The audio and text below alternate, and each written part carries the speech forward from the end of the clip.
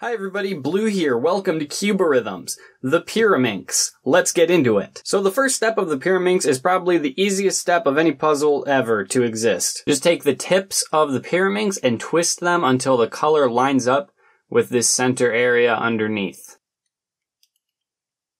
And bam, step 1, complete.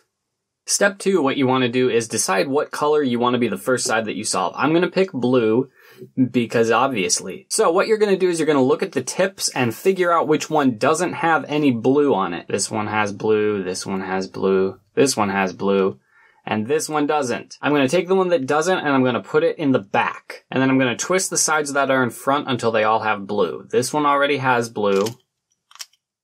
There we go. And there we go. Boom. Now what we have to do is take the blue side and put it on the bottom.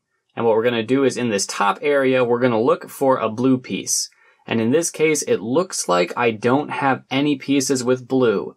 Uh-oh. For the sake of teaching, I'm just going to act like we didn't get this situation, and I'll teach you what to do here in a second. Okay, so we're going to look in the top and find blue. Here's one. And what we want to do is find this blue edge and see what its other color is. In this case, it's red. So we want to turn the top and get the blue over to the red side. Now we want this blue and red edge piece to go down here between the blue and red centers. And right now, this blue-red edge piece is on the right. So what we're going to do is take the piece we're trying to solve and move it toward the opposite side. So it's on the right, so we move it left, bring the spot where it needs to go up to where it just was, bring the piece we're trying to solve back, and bring the piece down. Shazam. Don't worry, I'm going to do a few more examples. So now, we put the blue back on bottom and look in the top for blue. No, no, yes, blue and yellow.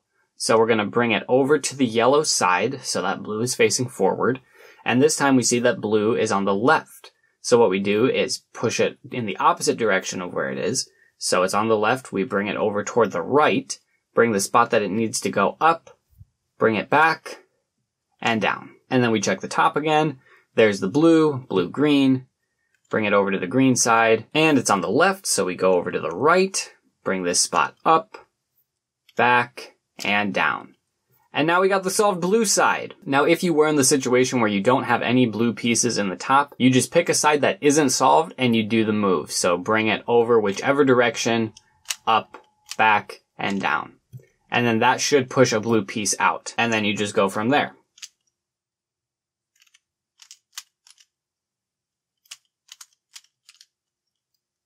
Ta-da! And now we're on to the fourth and last step. So once you get to the last step, there are 3 possible cases you can get. I'm going to teach all of them, but I'm not going to teach this one first. I'm going to teach this one last because it's the most complicated. Okay, so once you get to the top layer, what you're going to do is look for an edge piece that matches with both of its colors. So right here, red matches, but green doesn't. Green matches, but yellow doesn't. And neither of these match. So this is no good. So what we have to do is twist the top once and see if anything matches. Neither match, but in this case, they both match, which is what we want. And what we're going to do is we're going to stick that edge piece where both of them match in the back. And what we're going to see here in this first case is that we have 3 of one color and 1 odd one out. Now the odd one out might be on the right or the left. In this case, it's on the left. And what we do is we take the odd one and we bring it down. And then we take the other side and bring it down. Then we bring the original side up and the second side up. And then that brought this blue piece out. So then we just put this blue piece back just like we did before. Bring it over to its opposite side. Bring the spot it needs to go up, back, down. And then from here, it's pretty obvious how to solve it. You just do one more turn and it's solved. Now, when you put that edge piece in the back that matches, you might see that the odd one is on the right side. In which case we bring the odd one down, opposite side down, original side up, second side up, and then fix this blue piece. Bring it to its opposite side, up, back, and down. And then we can solve it again.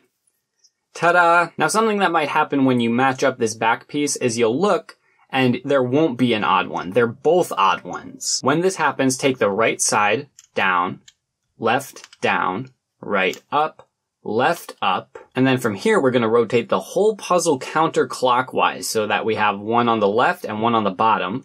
And what we do is bring this upper one on the left down, right down, left up, right up. And that solves the puzzle. You might find a case where all of the edge pieces match, there's no odd ones, but then the centers are all off. And this is the case that we originally had. What you do when you get this case is bring the left side up, top side over to the left, left down, top left again, left up, top left down, top left.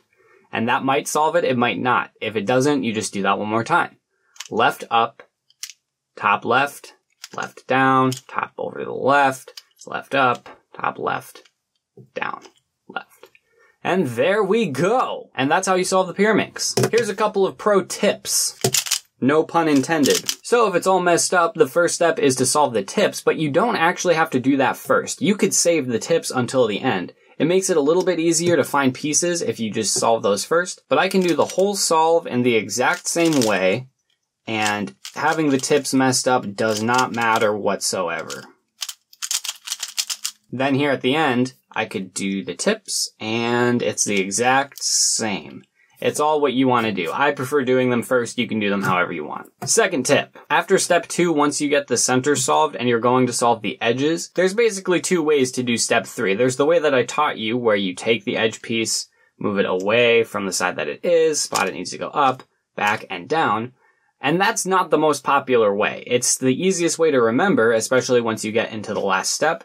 But there's a faster and better way to do it. Instead of doing it that way, you can also do it where you take the piece and bring it down to where it needs to go, bring the other side down, original side up, and the second side up. That will also solve it. And that's the more Pyraminxy way to do it, because if you get good at that algorithm, you can just go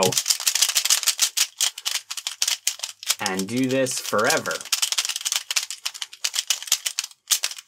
And basically, if you want to be good at Pyraminx in any way, you're going to have to learn how to do that. And then a tip for the 4th step is to find that edge piece that doesn't line up with anything. It's pretty easy to identify which one it is. It'll always be the one that lines up with nothing originally. So this one lines up with yellow, but not green, red, but not yellow. Neither of these two are going to be the one I'm looking for. This one doesn't line up with either. And if I move it right here, it doesn't line up with either. And then it does there. So if you find the edge piece that doesn't line up with anything, and the other ones do, then you know that that's the one you're looking for. Also, if you see that none of them line up with anything, it's a pretty safe bet that you have this case. And those are the leftover tips. Thank you guys so much for watching. I hope this video was helpful in solving the Pyraminx. If you guys are interested in seeing any other tutorials, feel free to request them in the comments below. Don't forget to subscribe to the channel and like the video. Thanks for watching, and I will see you guys in the next one. Bye!